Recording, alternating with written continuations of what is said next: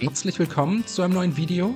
Heute zeige ich euch ein wirklich schnelles und einfaches Rezept für eine bunte Tortellini-Pfanne mit Möhren, Lauch und Erbsen. Dafür als erstes 3 bis 4 große Möhren schälen. Für Cooper plane ich natürlich immer eine Möhre extra mit ein. Die Möhren anschließend in Scheiben schneiden. Außerdem habe ich hier noch 2 mittelgroße Stangen Lauch bzw. Porree.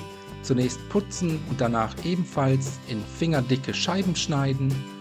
Wenn das erledigt ist, Lauch sowie Möhrenscheiben in eine große Pfanne oder einen Topf geben, ein wenig darin verteilen, jetzt kräftig salzen, außerdem 200 ml Wasser dazu gießen und anschließend zum Kochen bringen und mit geschlossenem Deckel für 4 bis 5 Minuten bei mittlerer Hitze köcheln lassen.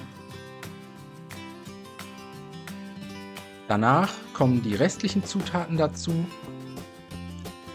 Einen Teelöffel italienische Kräutermischung oder Pizzagewürz, außerdem je einen halben Teelöffel Knoblauch sowie Zwiebelpulver, 750 Gramm Tortellini aus dem Kühlregal und zum Schluss noch 200 ml Sahne dazu gießen, außerdem ca. 200 Gramm Tiefkühlerbsen dazugeben.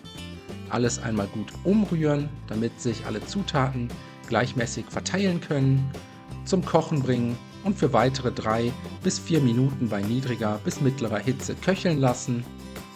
Zum Schluss noch ein paar Hände geriebenen Parmesan dazugeben, um die Soße etwas abzubinden. Mit Salz und Pfeffer abschmecken, ein letztes Mal gut umrühren und dann sind wir fertig. Die bunte Tortellini-Pfanne mit Möhren, Lauch und Erbsen vom Herd ziehen, servieren und dann wünsche ich euch einen guten Appetit, viel Spaß beim Nachkochen, bis zum nächsten Mal.